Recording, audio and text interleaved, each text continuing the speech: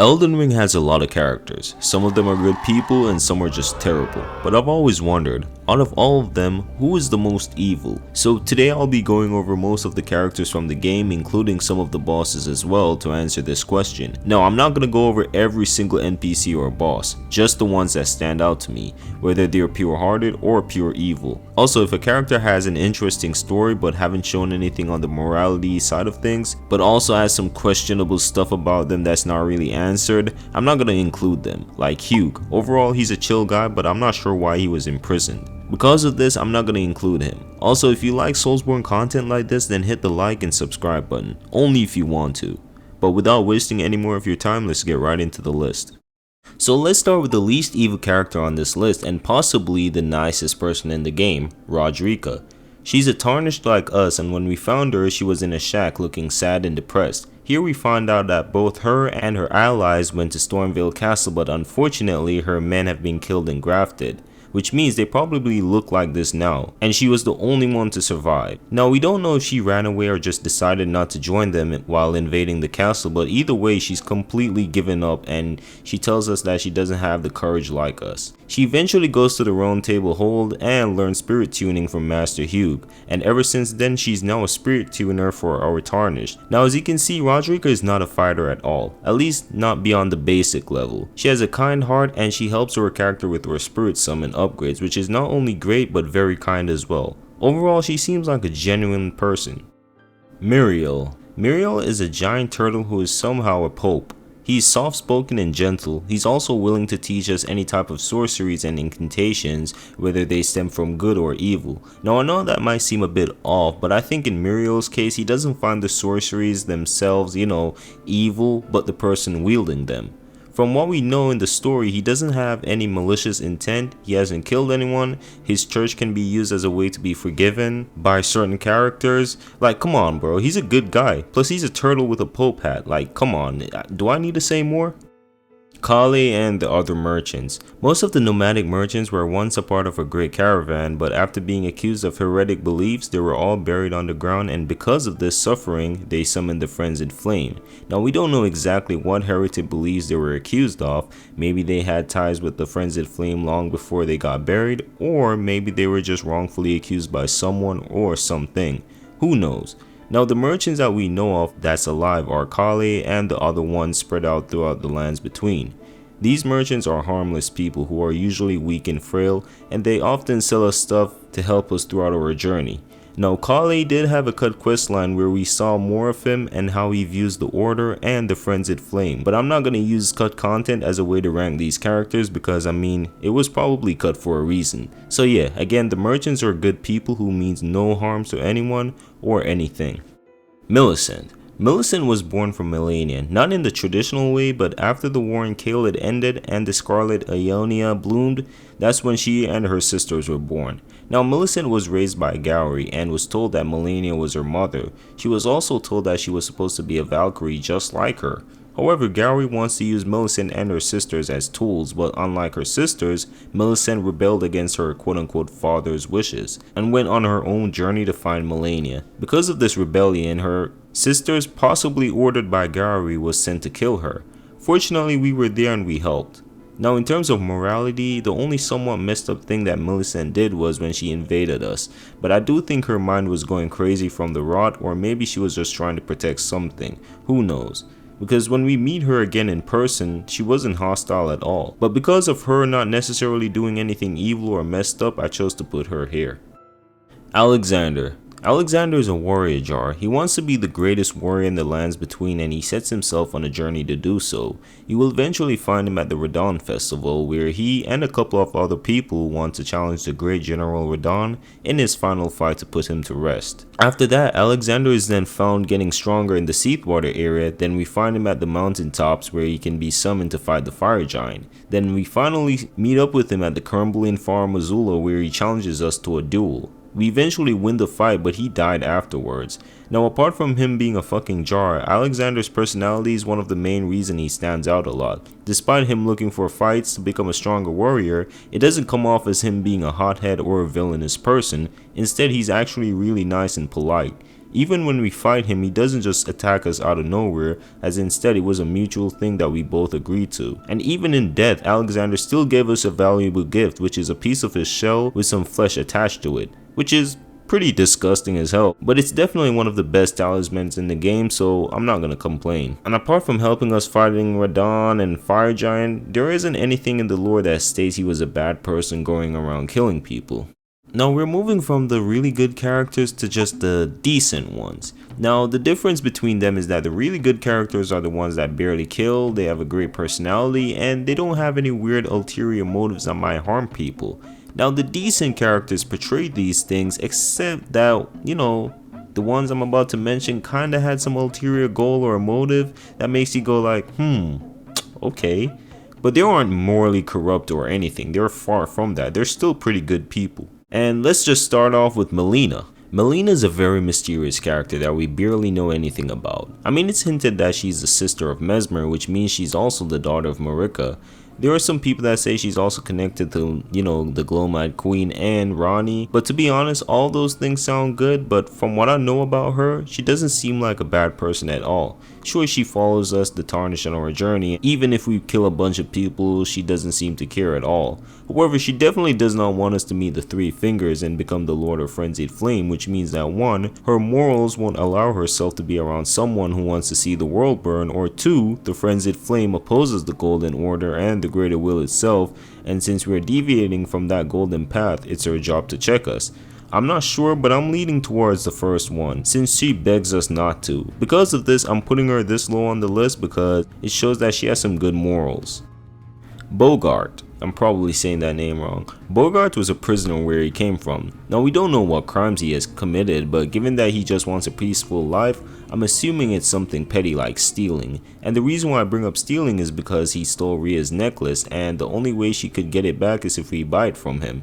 Bogart comes off as a dick at first, but once you get to know him and you progress through his questline, he turns out to be a really nice guy, and that's when we find out he just wants peace. So yeah, while he does steal shit and kinda has a foul mouth, he's not a bad guy by any means, and let's be honest, the crimes that he had committed are probably super tame, especially compared to some of the other characters that's to come on the list.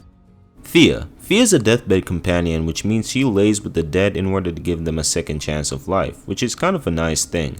Now the only somewhat bad thing she's done is kill Dee, but to be fair, Dee is literally a hunter of the dead, which means that he was gonna kill her eventually. So technically she kinda defended herself, or at least tried to prevent an issue. However, this definitely backfired in the end.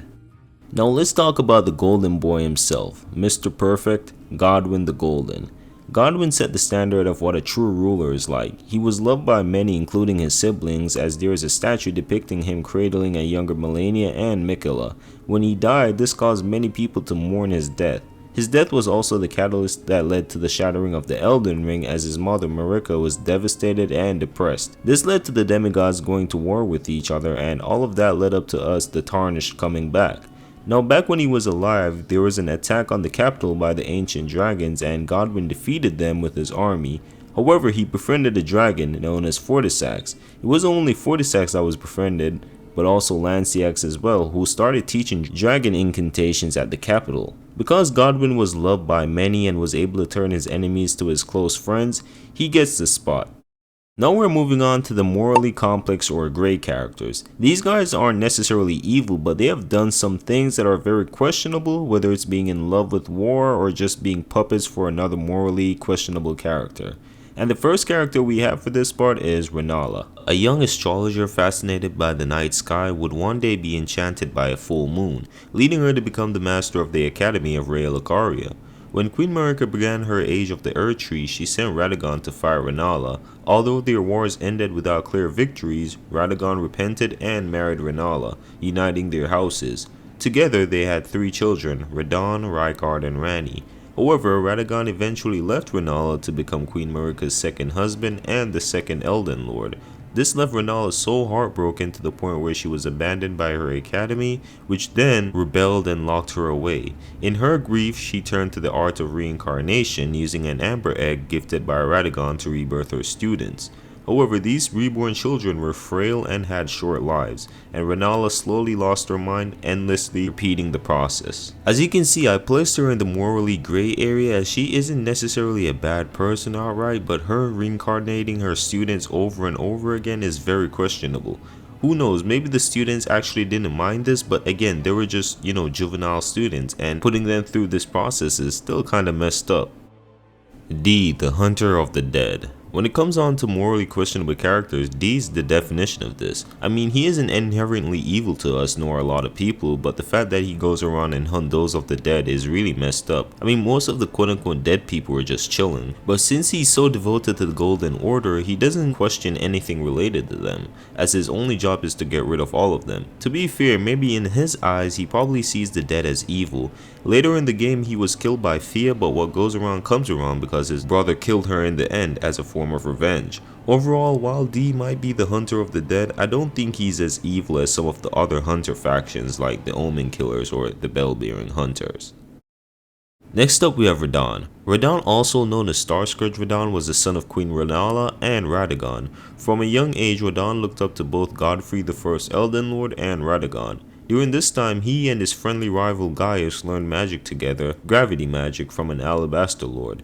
Radahn was so good at using gravity magic to the point where he was able to hold back the stars, which is an insane feat of power. Due to Radahn's great strength but also overall kind nature, he was approached by Miquella to be his consort for a new age. Whether he agreed to this or not is still somewhat of a mystery, but the fact that later on him and Melania were battling each other in Caelid made me believe that he refused to become his brother's lord of the new age. Him and Melania both fought to a standstill as she had to use the Scarlet Bloom as a last-ditch effort to kill him, destroying Caelid in the process. However, he didn't die from this, but his brain became scrambled eggs. Fast forward some time later, the Radahn festival happens and we put him out of his misery. At least so we thought, because it turns out that while his body died, his soul was placed into Mohg's body, making Radahn basically a puppet for Miquella. Now I'm not sure whether or not Radahn wanted this to happen or if he was even himself when we find him at the Divine Gate, but I like to believe this version of Radahn was just, again, a puppet, as he doesn't even speak or show any emotions. I know a lot of you guys might be wondering why is he in the morally gray area and not in the good or, decent category. Well, while I think that on a personal level, Radahn was probably a really good guy with, a somewhat kind heart, I think that his lust for battle and war is what made me place him here. The same thing can be said about Godfrey. While Godfrey isn't a bad guy, as he's far from it, at least in our perspective, he was still known as the Lord of the Battlefield, which means he has a lust for battle and war. This was so bad that once he became Elden Lord, he was given Siraj as a way to control his battle lust. But despite all of the wars he's been in and all the destruction that it probably caused, Godfrey is still nowhere close to being an evil person. I mean, we can see him showing remorse for his abandoned son Morgott as he cradles him in his arms. And I know some of you might be asking, well, if he was a decent person, then why did he abandon both Mohg and Morgott? Well, I don't think he abandoned them, as it was Marika who casted both of them to the sewers, and plus, she also casted him away to the Badlands after he lost his grace, which means none of it was under his control. Next up we have Mohg. Now years ago, Mohg was pointed out to be the most heinous boss in Elden Ring due to him quote-unquote kidnapping Miquella and forcing him to evolve into a god. Well, after the DLC, turns out my boy was innocent. He didn't kidnap Miquella because he wanted to. No, Miquella bewitched him into doing so, which is really messed up. Now I'm still gonna place Mohg here as a morally complex character because he did commune with a blood god and he basically runs a cult. Now to be fair, he was shunned by the Golden Order as a child, so him communing with the formless mother was definitely understandable. But I don't know, communicating with a blood god that requires a maiden sacrifice is still very questionable in my opinion. Now we have Morgott. Morgott is the son of Godfrey and Marika, and he's also the twin brother of Mohg. Morgott isn't inherently evil, but him being such a dick rider for the Golden Order despite the same order hating on his kind and treating them like curses is kinda weird. Even though Morgott is the secret king of Lanedale, he hasn't stepped in to help the Omens despite them being, hunted down by the Omen Killers. Well, to be fair, he probably would have done something if he was allowed to become the Elden Lord, but so far he hasn't done anything. He also hunts down the Tarnished, trying to kill us numerous times because he doesn't think the Tarnish is fit to be Lord, which is so weird because again, the Golden Order does not like Omens, and he's defending them. Overall, Morgott, while not being a super evil person, definitely shows that he will do anything for the Golden Order. Malekith is a shadow of Marika given to her by the two fingers, which means he's to protect Marika at all costs. Now the reason why I placed him in the middle of the list is because he's not a saint, he's a puppet, which means if Marika or the Greater Will ordered him to, do some heinous stuff, he would probably do it. Maybe, I'm not sure, he'd probably question it, but I feel like it's in his being to obey her and the Golden Order. So even though he hasn't participated in any crazy massacre, well, except for the Godskins, but to be honest, who cares about the Godskins? And they're evil, so who cares? Apart from that, he hasn't killed too many innocent people, as he was abandoned by Marika after stealing the Rune of Death. So overall, Malekith hasn't done anything too crazy, but at the same time, he will do anything Marika tells him to do, which definitely makes his morals a bit questionable. So I want to get to the genuinely evil characters on this list, so I'm just going to speedrun a few of the guys remaining in the morally great category. Next up we have E.G. and Blythe. I grouped them together because they are Ranni's followers. Now the reason why I placed them here is because I think they would do almost anything Ranni asks them to do. They will definitely question it for sure, and maybe E.G. has his limits, but Blythe himself would do anything for Ranni. Like anything, even though he might feel regret afterwards. Plus, they knew about her plan to slay Godwyn the Golden. Next up we have the Miquella gang. I'm mostly talking about the ones that didn't care about the fact that Miquella bewitched everyone. They're in the same tier as the previous guys, except they are willing to kill you without a reason, which is really messed up. Midra might have been a victim of severe punishment, but the fact that he wanted to become the Lord of Chaos in the first place doesn't sit right with me. Now I know he only did it so he could burn the world and start a new one, but again, that's kinda messed up. However, his punishment for this was extremely severe, as he was impaled by a greatsword through his head. Even when impaled, he was left alive and was told to endure the pain to become the Lord of Chaos, which he ended up doing. So sure, Midra went through a lot, but becoming the Lord of Chaos is not a good thing for the world. Next up we have Malenia. Where do I even start with her? So from an early age, Malenia and her twin were afflicted with curses. Miquella was forever cursed to be in the body of a child, while Malenia was cursed with the Scarlet Rot. Now I do think a lot of people don't really delve into how painful having the Scarlet Rot was for Malenia. I mean, having your arm, legs, and eyes rotted can't be a nice feeling. However, I do think that Miquella found a way to ease her pain, so it probably wasn't that bad, but again, having your body rotted off still gotta be painful. Malenia in her younger years was trained by a blind swordman who sealed away the Otter God of Rot. Later on, she marched into Caelid with her army of Clean Rot Knights to fight General Radahn's army. The sole purpose of this battle was so that Radahn could be killed so that his soul could be resurrected by Miquella to be used as a pawn. That's why Malenia whispered to Radahn, "Miquella awaits thee, O promised consort." After that, the Scarlet bloomed and we ended up killing her sometime later in the future. I think I placed Malenia at the right spot because her morality isn't the clearest. On one hand, it's safe to assume that she's not outright evil, as she's just a Valkyrie warrior going to war, doing her job. But on the other hand, she seems to have no care in the world for collateral damage, as when she bloomed, this caused the destruction of Caelid, wiping out a lot of soldiers and possibly innocent people. A lot of creatures and even people were affected by the rot, being mutated and suffering in pure agony, all because Malenia was following orders to kill Radahn. So that's why I placed her here. Radagon's past is a bit unknown. We don't know if he was a separate entity that was later conjoined together with Marika, or he was just, always a part of her. We just don't know. The only thing I do know is the fact that he was sent by the Greater Will to Marika, which probably just answered the first question. Look, whatever, man. But since he was sent by the Greater Will and him trying his best to fix the Elden Ring, he's definitely a puppet for the Greater Will, which means he would do anything it commands him to, but on a greater level. Now as a dad, I don't think he was all that bad, but him being so close to the Greater Will itself isn't a good thing. Now let's move on to the devilish femboy, Miquella. Ever since he was young, he always wanted to start a new age, the age of compassion, but to accomplish this he would need to make a lot of sacrifices. He bewitched Morgwyn to kidnap him so he could get access to the Land of Shadow, while here he made a lot of sacrifices. He got rid of his physical body, his emotions, and his other self, Saint Trina, and if you're confused on how Saint Trina and Miquella are connected, think of them as the same way as Marika and Radagon. After doing all these things, all he needs now is a consort. Sometime earlier, he tried to revive Godwyn, but he's dead as bricks, so instead he went after another strong demigod with a kind heart, and that person was Radahn. Now Radahn most likely refused the offer, and because of this, Miquella sent his sister to quote-unquote kill him. And I said quote-unquote because she's not killing him per se, as his soul would still be alive, just his body would be dead. After that, Radahn's soul was placed into Mohg's body, and over time, as you can see, Radahn's younger appearance starts to take over. But you can still see some omen horns on his body, showing that this is not his true self. But fortunately or unfortunately, depending on how you view Miquella, we were able to stop him from becoming a god of the new age. Now Miquella has great intentions as he just wants a world completely different from his mother, one that is built upon compassion and love instead of a strict and biased order. However, the way he goes about it is really questionable and dare I say kinda messed up. You see, Marika's age was built on a lot of sacrifices, but Miquella's age was going to be built up on, a lot of sacrifices as well. First of all, let's talk about the biggest one, which is the war in Caelid. He literally sent his sister there to wage war against Radahn so he could join him, and this caused a lot of destruction in the area, killing a lot of innocent people. And plus, it could have gotten Melania killed as well, as she barely made it out alive. He sacrificed his other self, his love, which is Saint Trina, as she represents that side of him. She even tells us that we need to kill him for his sake, as becoming a god is like being imprisoned. So you know you're about to do some questionable stuff if the personification of your love straight up tells another person to kill you.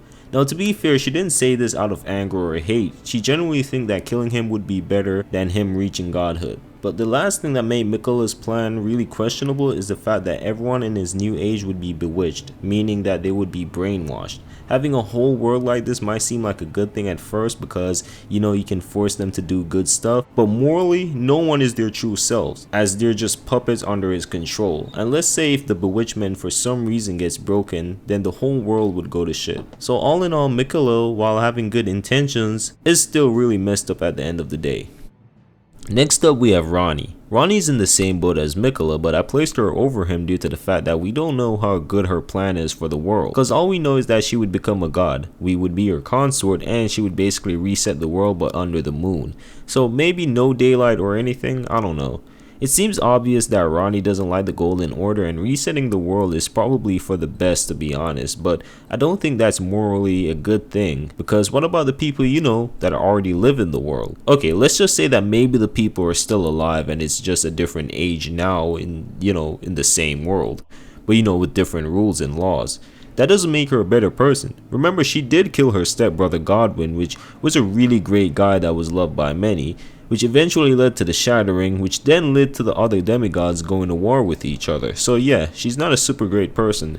But am I still gonna do her ending after this? Hell yeah, of course. Now it's time to move on to the characters that are actually morally corrupt. Now these are the characters that are messed up and did a lot of heinous things in the past, and their cons heavily outweighs the pros. Let's start with Patches. And yes, you heard me correctly, I placed Patches over Ranni, and that's because Ranni, despite killing her stepbrother, which led to the world being shed, still has a great end goal at the end of the day, which is to make the world a better place, by basically ushering her new age. Patches on the other hand is a guy that tried to murder us 2 times. He has no great end goal, and sure, you can say he punishes greed, but at the same time, he's just saying that as an excuse because he literally baits people to fall for his traps. He's just an evil guy. Moving on to Gostock. First of all, he steals a portion of the player's runes every time they die, and much like Patches, he's a trickster. When we first approach Gostock for the first time, he tells us not to use the main gate as there are archers there and it will be safer to use the side entrance. After taking the side entrance and we encounter a dark room, he traps us in there with a banished knight, and while doing this he lets out a sinister laugh. Again, he has no end goal or anything, he's just doing this just because. He's literally just an evil prick. That's it. Next up we have Selvius. Selvius literally turns people into puppets, which is insane because in order to do this he usually gives them a drink which makes them unconscious, and then he turns them into his dolls, which he probably does sick and twisted stuff with. I'm not even going to talk about him anymore because it's obvious why he's this high. R'hllana. Yes, R'hllana. I do think the fact that she joined Mesmer in his, genocidal crusade of slaughtering the Hornsent while also knowing that there isn't really an end goal benefit for him or her is the reason why I placed her this high. Apart from that, she didn't really do anything else that's inherently evil, but again, what she did was definitely not cool. Dung Eater. Man, where do I even start? Dung Eater is literally one of the worst human beings in the Elden Ring world. Every character genuinely hates this man, but what makes it even worse is the fact that he's also terrifying. You see, Dung Eater is deranged and he thinks that the omens are a blessing, which, to be fair, they were seen as a sign of divinity in the Lands of Shadow and back in the Age of the Crucible. However, now the omens seem to be suffering as their horns will sometimes pierce into their bodies. Dung Eater wants him and everyone else in the world to become become omens, and in his sick and twisted mind he calls it a blessing. Now the way he applies this quote-unquote blessing to people is a bit unknown, but the affliction comes in the form of smallpox with horns. Overall, Dung Eater is just a disgusting human being and he genuinely deserves the worst. Rykard. I'm not gonna go too much into his lore, but I do know that he was once a good person until he gave himself to the devouring serpent, which then corrupted him. After that, his knights who once looked up to him decided that nah bro, you taking this shit way too far, and they decided to make a weapon that could kill him, despite him being immortal. Apart from the fact that he became so evil and corrupt to the point where most of his own followers wanted him gone, he also devoured and killed many people as well. I mean, look at his sword. The description of it reads, Sacred Sword of Rykard, Lord of Blasphemy. Remains of the countless heroes he has devoured writhe upon the surface of this blade. Like, that is absolutely insane and straight up evil. I mean, look at his arena too. It's literally filled to the brim with corpses, which were people he most likely killed himself. After reading through all of that, I don't think it's wrong to place him here. Now the next person is somewhat similar to Dung Eater, as they were referred to as the most reviled man in history. Or deprived man in history, I forgot what it was. But we're talking about Shibiri. In the lore, it stated that Shibiri got his eyes gouged out for the crime of slander. Now, I'm not sure what type of slander they're talking about, but I and a lot of other people do think it might have something to do with the Great Caravan merchants. Remember when I said that they were accused of heresy?